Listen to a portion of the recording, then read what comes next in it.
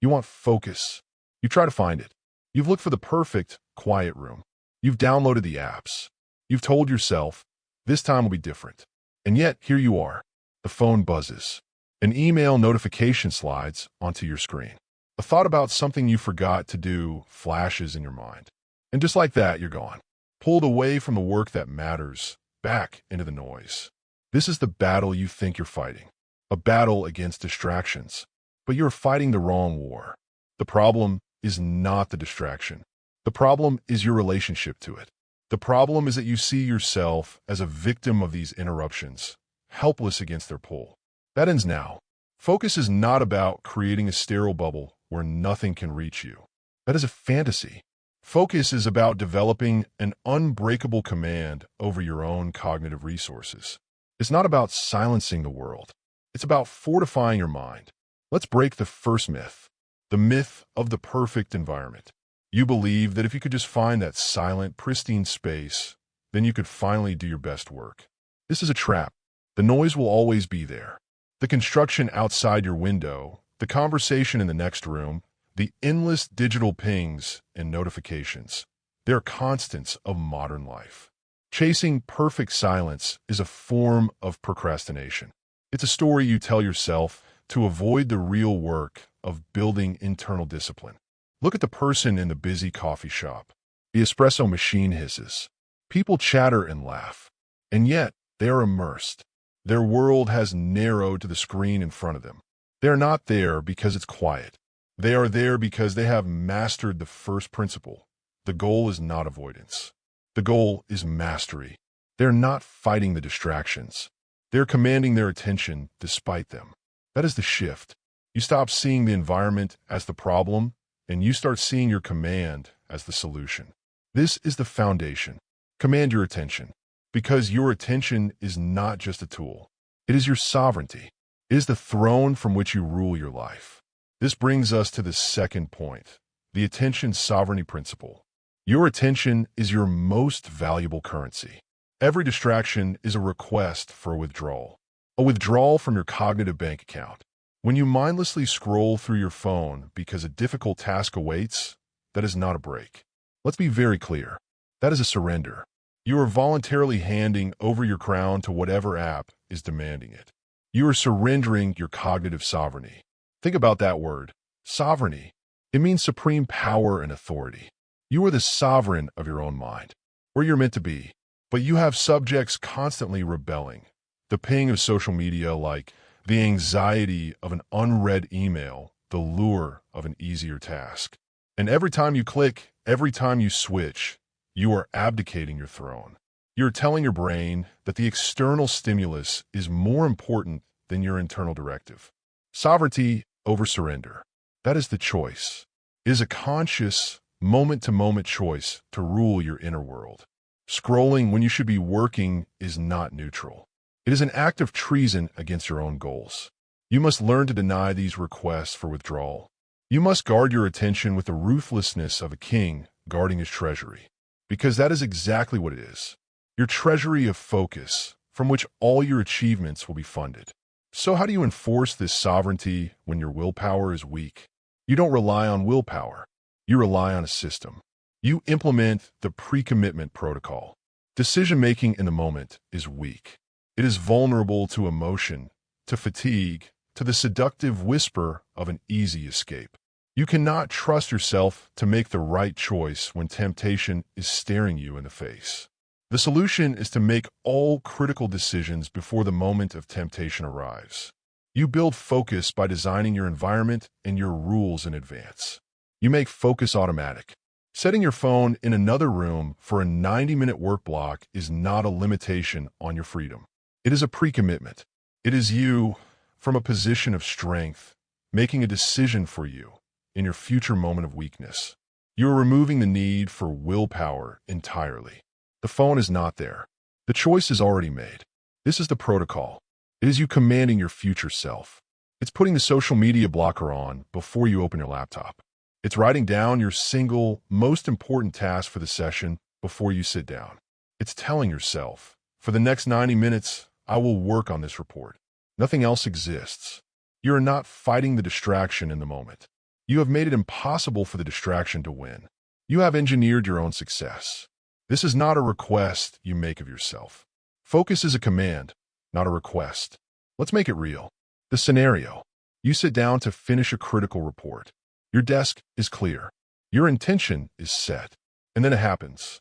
The email notification pops up in the corner of your screen. A little digital flag waving, demanding your allegiance. This is the fork in the road. The old you, the reactive you would click, just a quick look. But that quick look leads to an email that needs a response, which leads to another thought, and 20 minutes later you're wondering how you ended up on a completely different path. You have surrendered. The new you, the sovereign you, sees the notification. You acknowledge its existence. You don't ignore it. You simply reaffirm your commitment. You say to yourself, that is a task for later. My command right now is this report. And you return your eyes to the document. You continue writing. Your concentration deepens. The notification fades into the background because you have not fed it with your attention. You have commanded your attention to stay on mission. That single act, repeated, is how you build an unshakable mind. It is a rep for your focus muscle. Command your attention. Choose sovereignty over surrender. Enforce your pre-commitment protocol. You are not fighting distractions anymore. You are rising above them. You are establishing a command so absolute that the noise becomes irrelevant. This is the first mental framework, the shift from victim to commander. But commanding your attention is only the first step. It is the spark. To sustain this focus, to make it unbreakable against any storm, you need to build the architecture that houses it. You need walls, a roof, a foundation. Next, you must build the mental architecture that makes it unbreakable. Commanding your attention is the spark. It is the decisive moment where you choose to be the commander of your mind. But a spark needs a structure to become a lasting fire. A commander needs a fortress from which to operate. You cannot command from an open field, exposed to every passing threat. Right now, your mind is that open field. Every notification, every interruption, every stray thought walks right in and makes itself at home. It steals your time, your energy, your focus. This ends now. It is time to build your fortress. A fortress is not a prison. It is not a place you are trapped. It is a place you are protected. It is a defensible perimeter that you control. It is the structure that allows your command to be effective. Without it, your initial moment of focus is fragile, easily broken by the first wave of distraction. You must build your fortress. This is not metaphorical. This is a practical, actionable system. We build it in 3 distinct layers. Your first line of defense is your physical environment. This is the outermost wall. It is the most tangible, the easiest to control. Your physical space is either an ally to your focus or its greatest enemy. A cluttered desk is a cluttered mind. A phone sitting next to your keyboard is a siren song. The television on in the background is a constant drain on your cognitive resources. You must become an architect of your space. This means cleaning your workspace before you begin. It means facing away from high-traffic areas. It means putting your phone in another room. This is not a soft suggestion. This is a non-negotiable tactical procedure. You are defending your perimeter against physical invasion. Every object in your sight line is either serving your mission or sabotaging it. Choose ruthlessly, but the physical world is only the beginning. In the modern age, your most vulnerable wall is digital. This is your second layer of defense. Your digital workspace is a battlefield. Every open tab, every desktop notification, every app icon is a potential breach in your walls. You would not allow enemy soldiers to wander freely through your fortress. So why do you allow these digital invaders? You defend this perimeter with ruthless intention. You turn off all non-essential notifications, not just on your computer, but on your phone, your watch, every device. You close every single browser tab and application that is not directly related to the single task in front of you. You use website blockers during your focus sessions. You're not being extreme. You're being smart. You're creating a digital moat around your mind. You're making distraction difficult so that focus becomes easy. This is how you build your fortress, layer by layer. Yet, the strongest physical and digital walls can be rendered useless by a failure of the third and most critical layer, your internal commitment. This is the keep, the central tower, the final line of defense. It is your psychological perimeter. It is the vow you make to yourself that during this session, your mind will not wander. It is the internal gatekeeper that stands guard at the door of your attention. This is where the real battle is fought. You can have the perfect physical setup and the most locked-down digital environment, but if your internal gatekeeper is asleep, your mind will still find a way to escape. It will invent worries. It will replay old conversations. It will start planning your weekend. This is internal sabotage. Your internal commitment is your vow of focus. It is the voice that says, for the next 90 minutes, this task is my entire world. When an anxious thought about a future meeting arises, you acknowledge it without judgment. You write it down on a notepad to address later, and you immediately, forcefully, return your focus to the task. You're not fighting the thought. You are managing it. You are the gatekeeper, and you have decided it does not get entry right now. Your mind is a sacred space. You must defend it with the same ferocity you would defend your home. This three-layer system, physical, digital, internal, works in concert. It is your cognitive perimeter. It is your unbreachable defense. Let's make it real. The scenario. You have a critical 2-hour block for a creative project. This is your mission. First, you secure the physical layer. You clear your desk of everything except your computer, a notepad, and a pen. You fill your water bottle. You put your phone on silent and place it in a drawer in the next room. The outer wall is secured. Next, the digital layer. You close every single application on your computer except the one you need for your project. You turn on Do Not Disturb mode, silencing all notifications. You open a blank document. The digital mode is filled. The gate is raised. Finally, you fortify the internal layer. You sit for a moment and you set your intention. You say to yourself, my command for the next 2 hours is this project. Nothing else exists. You take a deep breath and you begin. 20 minutes in, a distracting thought about a difficult email you have to send later pops into your head. The old you would have stopped, opened the email, and gotten derailed. But the new you, the fortress commander, simply acknowledges the thought. You write, send email to John on your notepad. This act of externalizing, it tells your brain it has been captured and will be handled.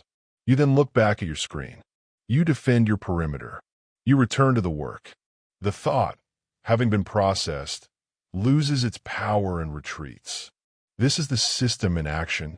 This is how you build your fortress, not as a one-time event, but as a daily discipline.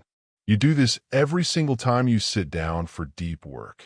You're not just working, you are fortifying, because a fortress is not built in a day. It is built brick by brick, session by session. Every time you enforce your three-layer defense, you are adding another stone to the wall. You're making it stronger, taller, more impregnable. Soon, distractions will not just be managed. They will become irrelevant. They will look at your formidable walls and turn away, knowing there is no entry. You have your command. You have your fortress. But a fortress requires resources to maintain. It requires energy. And right now, you may be unknowingly hosting the very enemies that drain your power, leaving your walls undefended. Next, you must identify and eliminate the silent thieves of your focus. You have the command. You have built the fortress. You stand at the gates, ready to work. But something is wrong. You feel tired before you begin. Your mind feels heavy, foggy. The focus you worked so hard to build, it just isn't there. What happened? You are under a silent siege. While you were building walls against external distractions, internal enemies were already inside, sapping your strength, draining your energy, poisoning your wells. These are your focus killers, and you must find them. You must eliminate the drain. Focus is not just a mental skill. It is a form of energy, cognitive energy. And like all energy, it is finite. You start each day with a reservoir. Most people wake up and immediately start punching holes in their own reservoir, wondering why by noon they are running on empty. They are constantly draining, never charging. The first step to reclaiming this energy is to conduct a cognitive energy audit. This is not complicated. It is a ruthless inventory of your daily habits. You must track, for 1 week, every activity that leaves you feeling mentally depleted, scattered, or anxious. You will discover patterns. You will see that the 30 minutes you spend scrolling through negative news in the morning sets a tone of reactivity and helplessness for your entire day. You will see that the quick and constant task switching between writing a report and checking messages shatters your concentration into 1,000 useless pieces. You will see that the 20 minutes of office gossip you engage in doesn't just waste time. It fills your mind with social static that echoes for hours.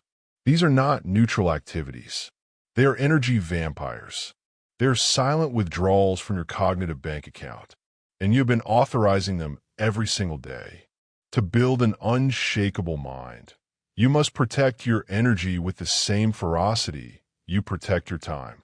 One of the most prolific, yet hidden, focus killers is decision fatigue. Every trivial choice you make, what to wear, what to eat for breakfast, which brand of pen to buy, uses a tiny bit of your cognitive energy. By the time you sit down to make the important decisions, the ones that require deep focus, your mental fuel gauge is on empty. You believe that having endless choices is freedom. It is not. It is a cognitive trap. The solution is the clarity multiplier. You must simplify to amplify. This is why influential figures like Steve Jobs or Mark Zuckerberg wore a uniform. It wasn't a lack of style. It was a strategic energy conservation. They were automating trivial decisions to preserve their mental resources for billion-dollar choices. You don't need to wear the same outfit every day, but you can streamline your morning routine. You can plan your meals for the week on a Sunday. You can use a task manager so you don't have to waste energy remembering what to do. This is not about being boring. This is about being strategic. This is about choosing clarity over consumption. You're freeing up RAM in your brain for the tasks that truly matter. But perhaps the most toxic drain on your focus is your input diet. The quality of the information you consume directly determines the quality of your focus. Garbage in, garbage out. This is a neurological fact. Consuming hours of reactive, angry, fast-cut social media content is not a passive act. It is actively training your brain for fractured attention. It is conditioning your mind to expect a new, shiny stimulus every few seconds. When you then try to sit down and read a complex report or work on a single problem for an hour, your brain rebels. It feels physically uncomfortable. It craves the dopamine hit of the switch, the scroll, the notification. You have trained it to be distracted. You must become the curator of your own mind. You must go on a low-information diet. This means ruthlessly cutting out sources of information that do not educate, empower, or elevate you. Unfollow accounts that trigger anxiety or envy. Stop reading the comment sections. Choose long-form articles and books over clickbait listicles. You're not missing out on news. You are opting into clarity. You are eliminating the drain at its source. Let's make it real. The scenario. You wake up and, out of habit, you reach for your phone. You scroll through news headlines, most of them negative and alarming. Then you check social media, seeing curated highlights of other people's lives. Within 15 minutes, you feel a low hum of anxiety and inadequacy. You have already drained 20% of your cognitive energy for the day before you've even gotten out of bed. The old you would continue this cycle, wondering why focus feels so difficult by 10 a.m. The new you, the energy auditor, sees this pattern. You implement a new rule: no phone for the first hour of the day. Instead, you drink a glass of water, you read a few pages of a book that teaches you something, or you spend 5 minutes in silence planning your day. You have a simple, pre-planned breakfast. You have chosen clarity over consumption. The result? You sit down at your desk feeling calm, clear, and in command. Your cognitive reservoir is full. Your focus is sharp because you have not poisoned it with mental junk food. You have protected your energy. You have stopped the leaks. This is the ongoing work. The fortress is not a static structure. It requires maintenance. You must constantly patrol the walls, looking for cracks, for new drains on your power. You must ask yourself daily, is this activity, this habit, this piece of content filling my reservoir or emptying it? Eliminate the drain. Protect your energy. Choose clarity over consumption. This is how you ensure the fortress is always powered, always strong. But a powered fortress needs more than just defense. It needs a proactive system to create forward momentum. It needs an engine, because willpower is a finite resource, but momentum is a self-generating force. Next, you must install the system that builds unstoppable forward progress. You have the command. You have the fortress. You have plugged the energy drains. Now, we activate the engine, because willpower is a flickering candle, easily blown out by the winds of discomfort and distraction. You cannot rely on it. But momentum is a flywheel. Once it starts spinning, it builds its own power.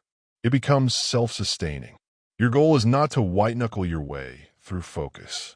Your goal is to build a cycle of momentum so powerful that it carries you forward almost effortlessly. The single greatest barrier to focus is not the distraction itself. It is the initial resistance to starting. The weight of a large, daunting task can feel paralyzing. Your brain, designed to conserve energy, screams at you to avoid the discomfort. It tells you to check email first, to get a coffee, to do anything else. This is where most people fail.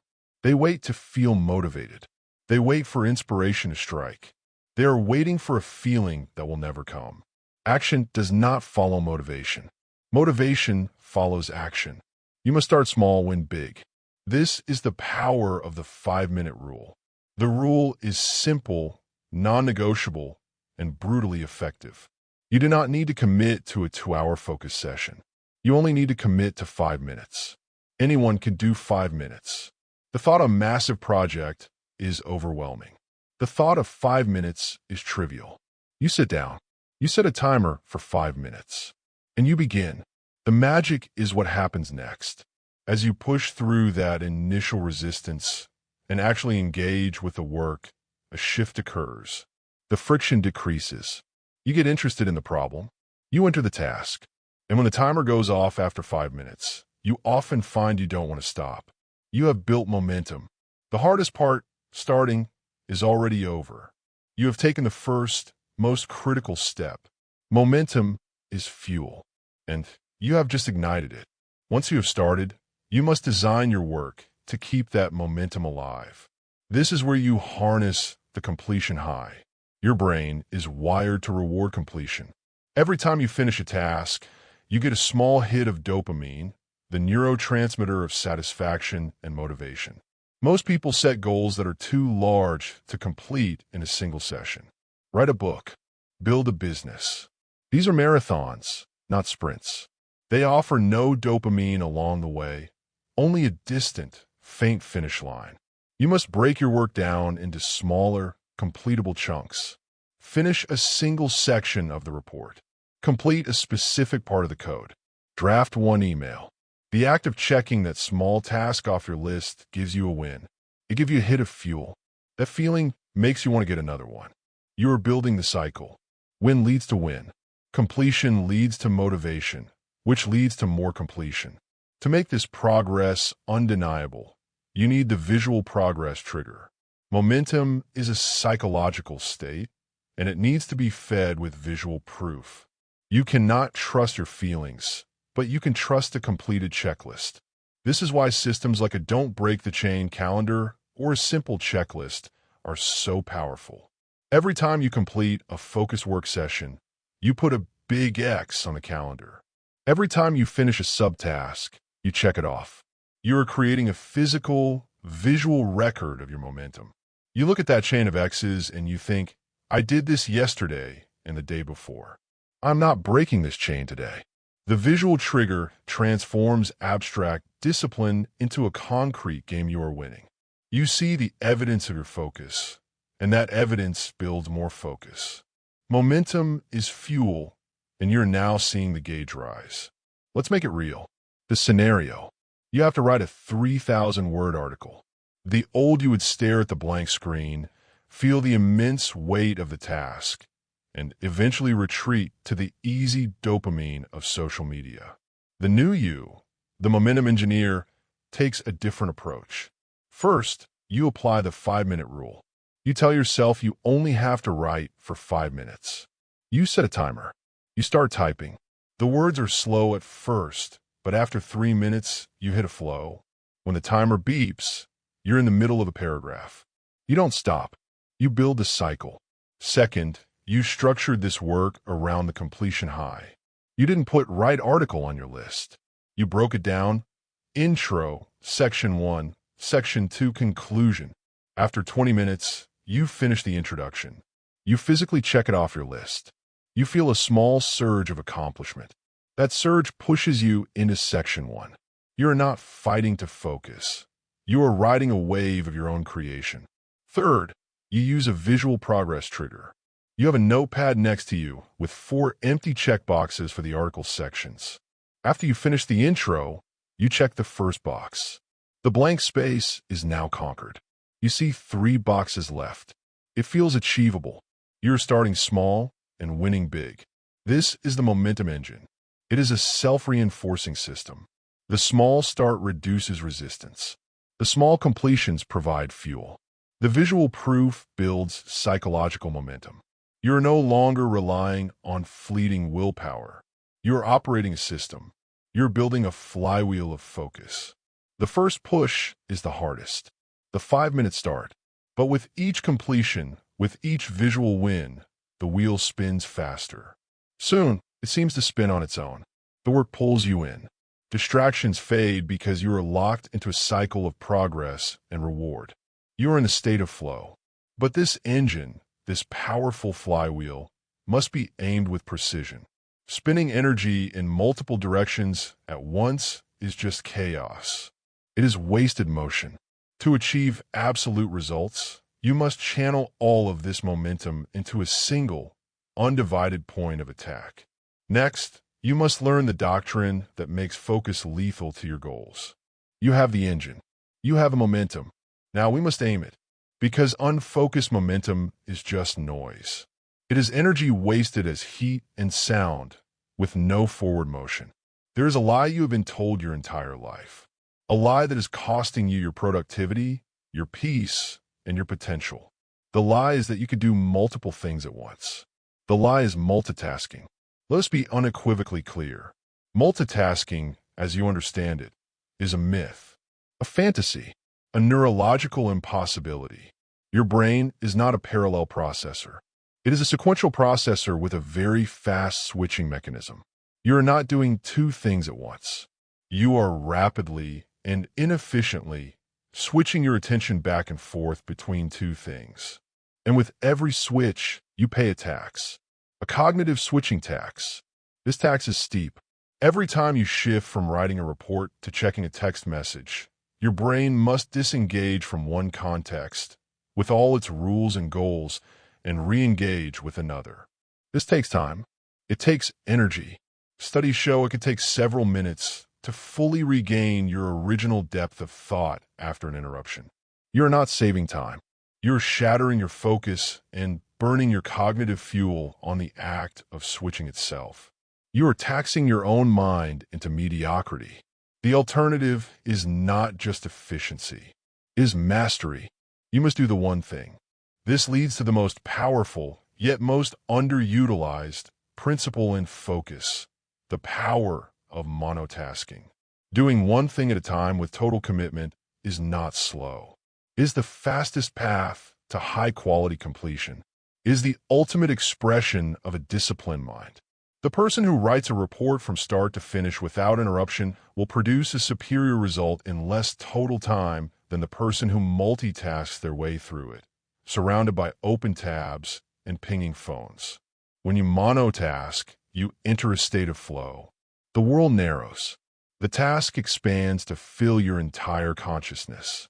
Time distorts. An hour can feel like 10 minutes. This is where genius-level work happens. This is where you're not just productive, you are prolific. You're not just working, you are creating, one thing at a time. This is not a limitation. It is a superpower. So how do you enforce this in a world that demands your attention in a dozen different places? You implement the batching protocol. You do not let your day happen to you. You design it. The batching protocol is the architectural blueprint for a focused day. It means grouping similar, low-cognitive tasks together to minimize the switching tax. You do not answer emails throughout the day. That is allowing other people to set your agenda. You dedicate a specific, limited time block only for emails. You batch your meetings. You create a single block for administrative work. And most importantly, you protect sacred, uninterrupted blocks for deep, monotasking work. This is how you engineer a focused life. You're not fighting against distractions in the moment. You have designed a schedule that makes multitasking structurally difficult and monotasking the default. Monotasking is a superpower, and you're building the environment where that superpower can thrive. Let's make it real. The scenario. You have a to-do list, finish a slide deck, answer 15 emails, and make 3 phone calls. The multitasker's approach. They open the slide deck. They write 2 bullet points. An email notification pops up. They switch to the inbox, read the email, and start drafting a response.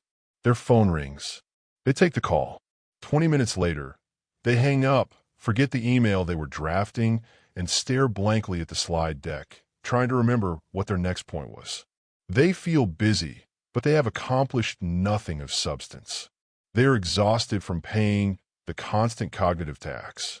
The monotasker's approach. They look at their schedule, which is built on batching. 9 a.m. to 11 a.m. Deep work block. They open only the slide deck. Their phone is in another room. Notifications are off. For 2 hours, they live and breathe that presentation. It is finished by 11 a.m. Done. 11:15 a.m. to 12 p.m. Communication block. They now open their email. They power through all 15 emails and schedule the 3 phone calls for the afternoon. Done. The multitasker is still scrambling at 5 p.m., their slide deck half finished, their mind frazzled. The monotasker finished their core work by lunch with clarity and energy to spare. They chose to do the one thing. And in doing so, they mastered everything. This is the doctrine. Multitasking is a lie that creates the illusion of productivity while bankrupting your focus. Monotasking is the truth that builds tangible, high-quality results and preserves your mental energy. One thing at a time. Do the one thing. Monotasking is a superpower. You have now built a formidable system. Command, fortress, energy, momentum, and a single-pointed doctrine. But systems are only theoretical until they are tested. And the ultimate test does not come when you feel good. It comes when you feel weak. When every fiber of your being is screaming for you to quit. The final piece is not another technique. It is a forge, a place where theoretical discipline is hammered into unbreakable mental toughness. Next, you must enter the fire where focus is forged. Your command is established. Your fortress is strong. Your engine is humming, aimed with lethal precision. This is all perfect, in a perfect world. But the world is not perfect. You will not always feel strong. You will not always feel clear. There will be days when the resistance is a physical weight on your chest, when the desire to quit is a screaming voice in your head that drowns out all your carefully built systems. This is not the moment your system fails. This is the moment it is born. True focus is not built when it is easy. It is forged in the fire. It is carved out of the raw, screaming resistance of your own mind. You must embrace the grind. There is a predictable, physiological point in any difficult task where the desire to quit peaks. In athletics, they call it the wall. In mental work, it is the second wind threshold. It is the moment your brain, in a desperate bid to conserve energy, floods you with signals that you are tired, that this is too hard, that you should stop. This is not a truth. This is a biological reflex. And pushing through this wall is not just about completing a task. It is where the very substance of your mental toughness is created. This is where you learn that you are far stronger than your feelings.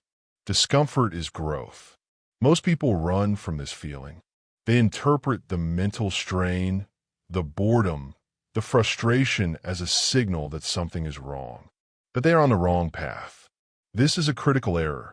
You must learn to reinterpret this sensation. The struggle to understand a complex problem, the strain of holding your focus against a rising tide of boredom, the sheer discomfort of sitting with a difficult task. This is not a signal to stop. It is a compass. It is pointing you directly toward the path of growth. The feeling of strain means your brain is building new neural pathways. It is getting stronger. Embrace the grind. It is the only path to mastery. But knowing this intellectually is useless when you are in the storm. You need a tactical drill for that moment. You need the micro-commitment. When the urge to quit is overwhelming, the thought of another hour of work is impossible. So, you do not ask for an hour. You break the resistance into a piece you can manage. You make a smaller commitment. I will just finish this paragraph.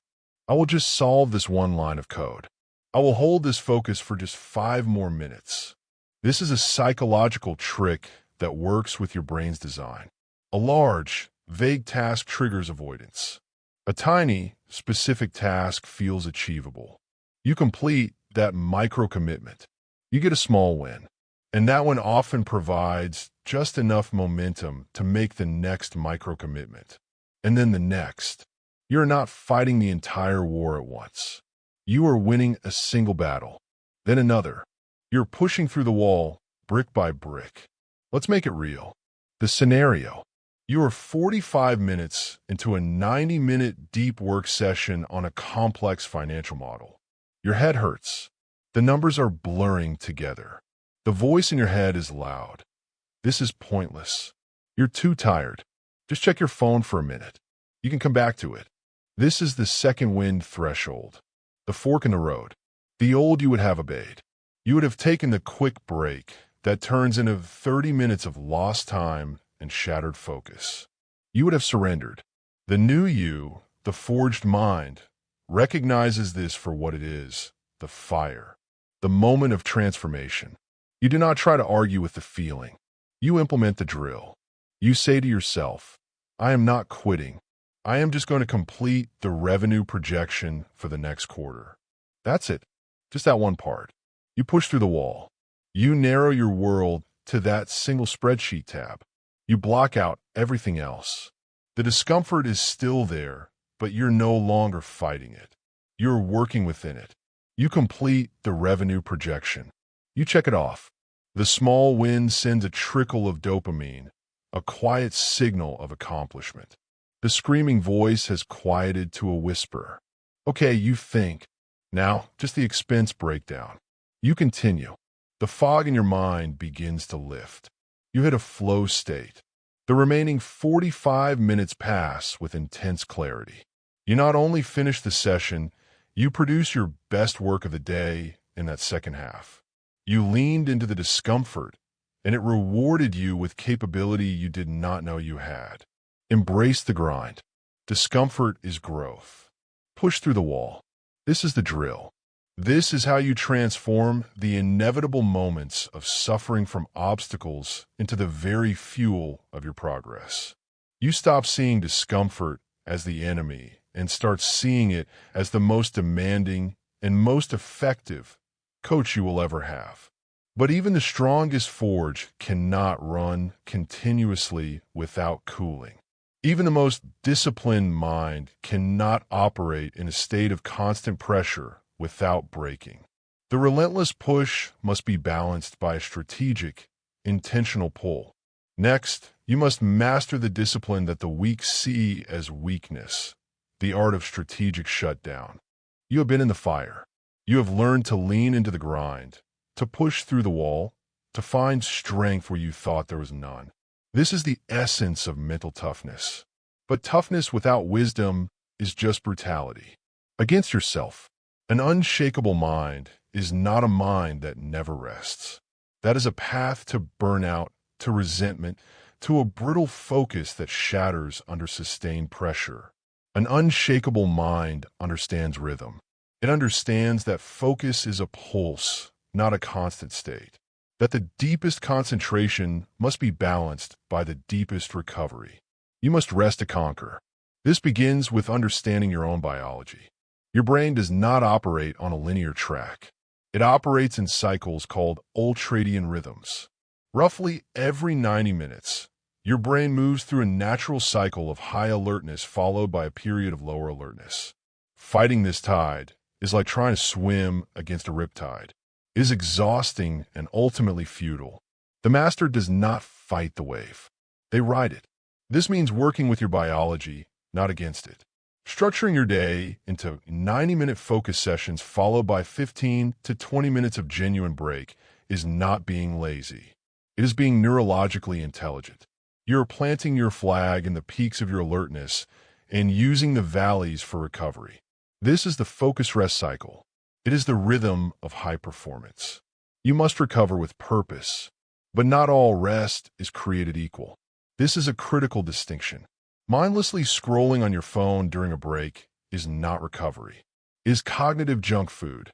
You are simply switching from one demanding task to another, feeding your brain a diet of fragmented, shallow stimuli that prevents it from resetting. You are changing the channel, but you are not turning off the TV. True strategic recharging involves activities that allow your focus circuits to go offline. A walk outside without your phone. Sitting in silence with your eyes closed. Stretching. Looking out the window at a distant horizon. These activities are not doing nothing. They're the essential maintenance work of the mind. They're the silent, passive processes where consolidation happens, where creativity sparks, where the mental muscles you just strained have a chance to repair and grow stronger. This is how you rest to conquer. You are not stopping. You are reloading. And all of this rests on the most fundamental recharge of all, sleep. You cannot out-supplement, out-coffee, or out-willpower a sleep deficit. This is a biological fact. One night of poor sleep can reduce your cognitive capacity, your focus, and your emotional control by up to 30%. You're trying to build a fortress with 70% of your bricks missing. You're trying to command an army that is half asleep. Sleep is a weapon. Protecting your 7 to 9 hours is not self-indulgence. It is the most basic, non-negotiable tactical requirement for an unshakable mind. It is the foundation upon which everything else is built. Let's make it real. The scenario. You have just finished a demanding 90-minute deep work session. You pushed through discomfort. You produced high-quality work. The old you would now immediately check email, dive into Slack messages, or scroll through news sites, believing you're taking a break. The new you, the strategic mind, operates differently. You stand up from your desk. You leave your phone behind. You walk to the kitchen, get a glass of water, and then you walk outside. You stand on your porch or balcony for 5 minutes. You feel the sun or the wind on your face. You don't try to think about anything. You just breathe and observe. You are recovering with purpose, After 5 minutes, you feel a sense of calm clarity. The mental fatigue from the deep work session has dissipated. You return to your desk feeling refreshed, not drained. You are ready to command your next focus session with full power because you allowed for a strategic recharge. This is the rhythm. The relentless focus, followed by the intentional rest. The push and the pull. One cannot exist without the other. The master understands that the break is part of the work. That to rest is to conquer. You have now built a complete internal system. Command, fortress, energy, momentum, aim, grit, and recovery. You are a formidable force, capable of profound focus. But you do not operate in a vacuum. The world will test you.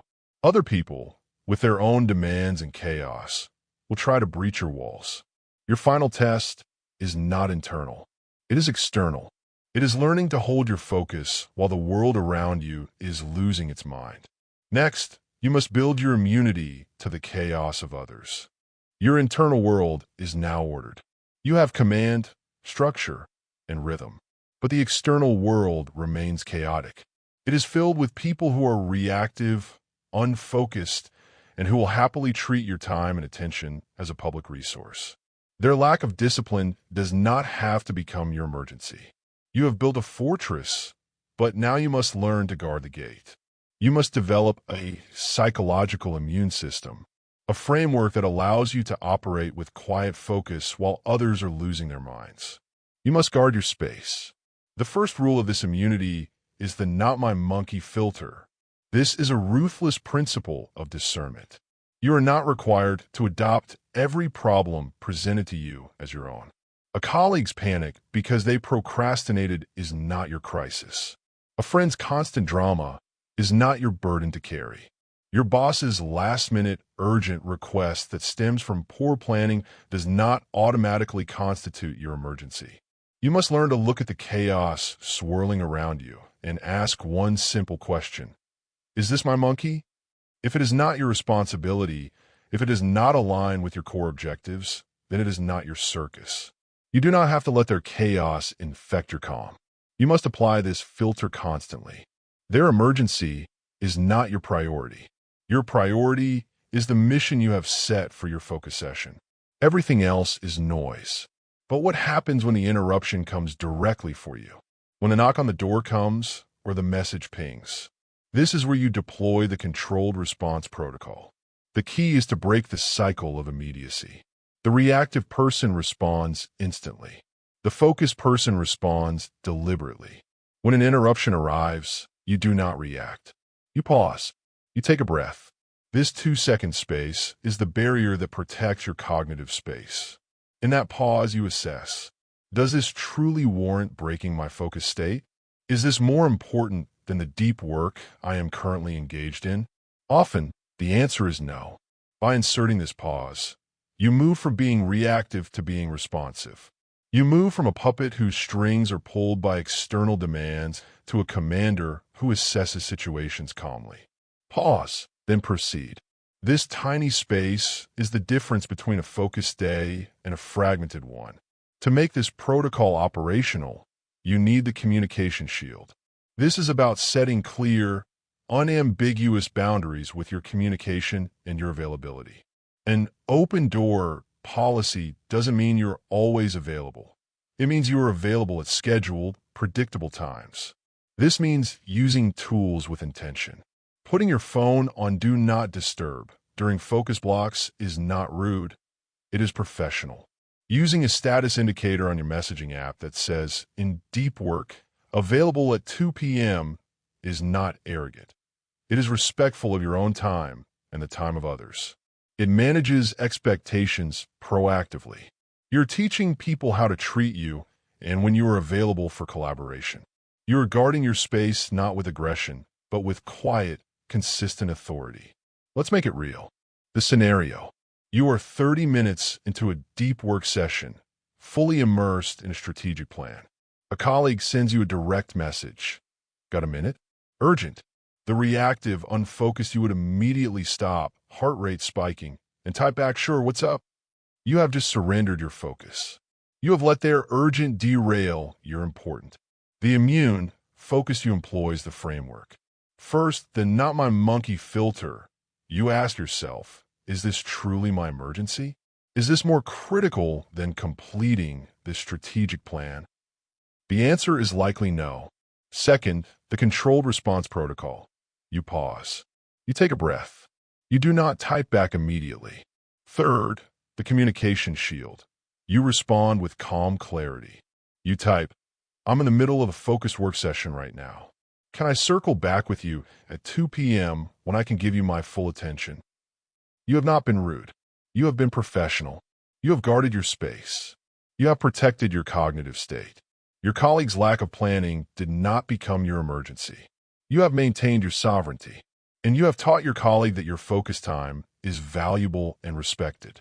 Guard your space. Their emergency is not your priority. Pause, then proceed. This is the immunity framework in action. It is the daily practice of defending your focus against the entropy of the world. It is the understanding that your attention is a sacred trust and you are its guardian. But there is one final enemy, an enemy that is not out there in the world. This enemy lives within your own mind. It is the most insidious focus killer of all, and it requires a specialized strategy to defeat. Next, you must learn to silence the internal critic that shatters your concentration from the inside. You have built immunity to external chaos. You can guard your gate against the demands and emergencies of others. But the most persistent, the most damaging distractions do not come from outside. They are generated from within. They are the voice of the inner critic. This is the voice of self-doubt, of fear, of negative self-talk. It is the ultimate internal saboteur. It doesn't just break your focus. It shatters it from the inside out, poisoning the well of your confidence before you can even take a drink. While you're trying to focus, it whispers, you're not good enough. This is too hard. You're going to fail. Everyone will see you're a fraud. You cannot build a wall to keep this voice out. It is already inside the fortress. You must learn a new skill. You must learn to manage it. The first step is to name and neutralize. The inner critic gains its power from being your own voice. You believe its lies because they feel like your own thoughts. To break this spell, you must externalize it. Give a name. A silly, ridiculous name. Anxious Andy. Doomsday Debbie. The prosecutor. When that critical thought arises, you're going to embarrass yourself in that presentation. You do not accept it as truth. You identify the source. You say, there's anxious Andy again, making predictions. This single act of naming, it creates psychological distance. It separates you, the conscious commander, from it, the automated program of fear. You observe the thought, don't become it.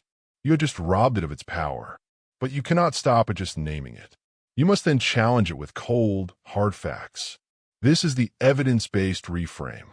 Your inner critic argues with emotion. You must counter it with data. It says, you always get distracted. You reframe it. The evidence shows I successfully completed 3 90-minute focus sessions this week. It says, you're going to fail. You reframe it. The data from my past performance shows I am well prepared and have succeeded in similar challenges before. You're not engaging in emotional debate. You're acting as a scientist examining evidence. You are arguing with data, not drama. The critic's vague, emotional claims crumble in the face of specific, factual counter-evidence. This is how you build a mind grounded in reality, not in fear. However, a thought, even when named and refuted, can still linger and pull at your attention. You cannot simply command it to disappear. The mind abhors a vacuum. You must replace it. This is the redirection technique. When a distracting, negative thought arises, you do not try to not think about it. That only makes it stronger. Instead, you immediately and forcefully redirect your focus to a neutral, physical anchor. The most reliable anchor is the sensation of your breath. Feel the air moving in and out of your body. Or redirect your focus to the next single, small, physical action in your task. My only job right now is to click save and open the next document. You are not fighting the thought. You are managing it. You are acknowledging its presence and then consciously choosing to place your attention elsewhere. You return to the breath. You return to the next action. You are training your brain to obey your command, not the critic's fear. Let's make it real. The scenario. You're about to lead a crucial client video call. As you open the meeting software, the inner critic activates. They're going to see you don't know what you're talking about. You're going to stumble over your words and lose the account. The old you would spiral. The anxiety would mount. Your focus would shatter. And the prediction might well become a self-fulfilling prophecy. The new you, the master of your inner world, executes the protocol. First, you name and neutralize. You think, there's the prosecutor, try to convict me before the trial even begins. You have created space. You observe the thought, don't become it. Second, you apply the evidence-based reframe. You counter, the data shows I have led dozens of successful calls. I am the expert on this topic. I am prepared with the deck and the answers. Data over drama. Third, you use the redirection technique. The anxiety is still a physical feeling in your chest. You don't fight it. You feel your feet flat on the floor. You take one deep, deliberate breath, focusing only on the sensation of the air filling your lungs. You then click the present button. Your focus is now on the first slide, not on the fear. Return to the breath. Return to the action. The critic's voice fades into the background because you have starved it of your attention and counter it with your command. You have taken back control of your inner world. Observe the thought, don't become it. Data over drama. Return to the breath. This is the maintenance of the inner fortress. This is the daily practice of mental hygiene. You are cleaning the window of your mind so you can see your work with clarity, unobstructed by the dirt of fear and self-doubt. You have conquered the external world. You have mastered the internal world. You have every tool, every protocol, every framework. There is only one task remaining: to weave it all together into a single, seamless way of being. Next, we integrate it all into the operating system for an unshakable life. You have assembled the pieces. You have passed through the fire. You have the command, the fortress, the engine, the aim, the grit, the recharge, the immunity, and the inner silence. These are not separate tools. They're not a collection of tips and tricks. They're an operating system, a single, integrated protocol for a life of profound focus and unshakable mental toughness. This final chapter is not about learning something new. It is about synthesis. It is about making this system so automatic, so deeply a part of you, that it becomes who you are, not just what you do. This is your system. It begins with the daily focus ritual. Your morning is not for checking emails. It is not for consuming the world's chaos. Your morning is the launch sequence for your day. It is a non-negotiable 10-minute ceremony where you set your intention and arm your systems. This is where you, from a place of calm, review the core frameworks. You ask yourself, what is my single command for today? Where must I build my fortress to protect it? What are my pre-commitments? You write it down. You do not leave it to chance. This ritual is the spark that ignites the entire protocol. It sets the tone of command before the world has a chance to make its demands. You are not hoping for a good day. You are engineering one. But a system requires maintenance. This is the weekly system audit. Every week, you conduct a 15-minute review. This is not self-criticism. This is system optimization.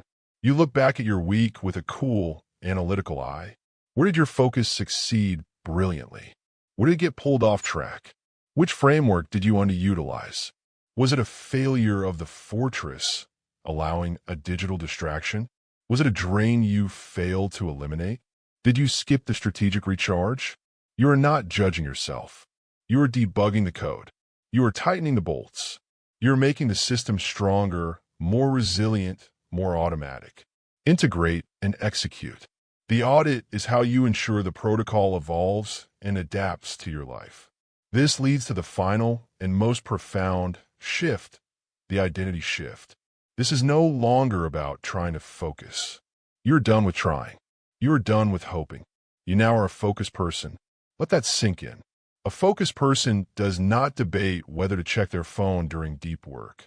A focused person's phone is in another room. It is a pre-commitment. It is what they are. A focused person does not feel like a victim of other people's emergencies. A focused person guards their space with calm authority. It is who they are.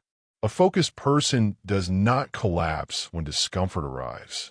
A focused person leans into the grind, knowing it is the forge. It is their nature. You are focused.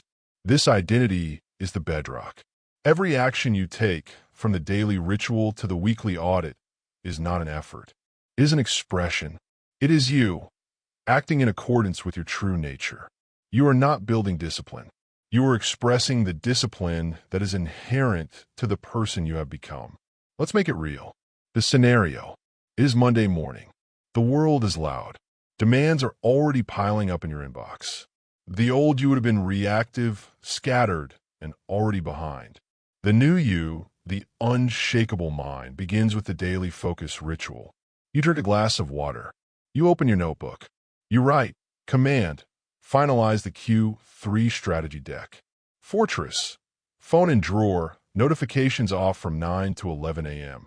Pre-commitment, no email until deck is done. You sit down at your desk. Your systems are armed. You're not trying to focus. You are focused.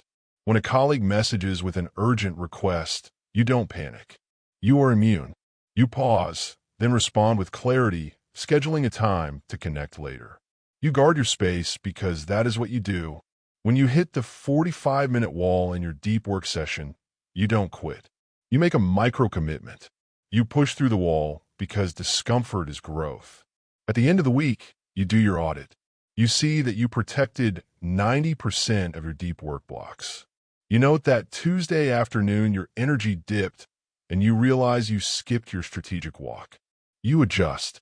You integrate and execute the lesson. This is the protocol in motion. It is seamless. It is powerful. It is yours. This is your system. You're focused. Integrate and execute. You have the command. You have the fortress. You have identified the drains and built the momentum.